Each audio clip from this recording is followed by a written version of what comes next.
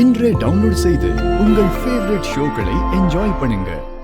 Books பார்த்து படிக்க முடியாது சார். ஏன்னா புக்கு கிடையாது என்கிட்ட. என்சிஆர்டியில் தான் படிக்கணும் சிலபஸ்ஸு, நீட் சிலபஸ். எனக்கு அது கிடையாது.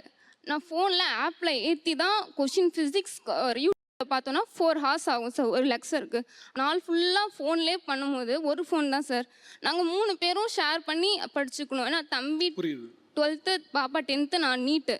3 பேருக்கும் ஃபோன் தேவைப்படும். எங்களுக்கு இந்த மாதிரி ஒரு ஏழ்மையான வாழ்க்கை. அந்த வாழ்க்கையில் எவ்வளோ போராடி படிக்க முடியுமோ அவ்வளோ போராடி படித்தேன். என்னோட ட்ரீமே சில நேரத்தில் யோசிக்க தோணும், நம்ம பண்ணது தப்பா, நம்ம டாக்டர் படிக்கிறது தப்பானே சில நேரத்துலாம் தோணும் சார். பட் இது ஒரு ரொம்ப முக்கியமான ஒரு ஸ்ட்ரெஸ். அதாவது ஒரு காம்படிட்டிவ் எக்ஸாம் ஒருத்தரை தன்னோட கனவை அச்சீவ் பண்ண விடாமல் எவ்வளோ தூரம் தடையாக இருக்குது அப்படின்னு ஒரு சோஷியல் ஆக்டிவிஸ்ட்டாக ஒரு சமூக பார்வை கொண்டு வரா நீங்கள் இதை எப்படி பார்க்குறீங்க? ஏன்னா ஒரு பெருங்கனவு இருக்குது, அந்த பெருங்கனவை அச்சீவ் பண்ணுறதுக்கு காம்படிட்டிவ் எக்ஸாம் வழி. ஆனால் அந்த காம்படிட்டிவ் எக்ஸாமே ஒரு சுமையாக இருக்குது.